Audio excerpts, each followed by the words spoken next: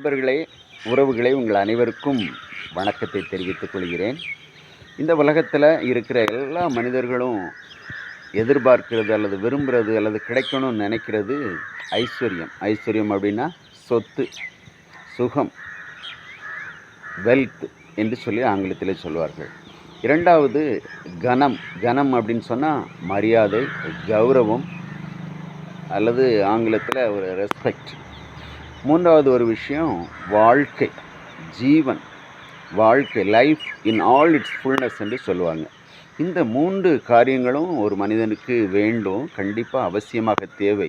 அந்த 3 கிடைக்கணும்னா நம்ம செய்ய வேண்டியது எல்லாம் ஒரே ஒரு விஷயந்தான், தாழ்மையோடு இருத்தல், கடவுளுக்கு பயப்படுதல்.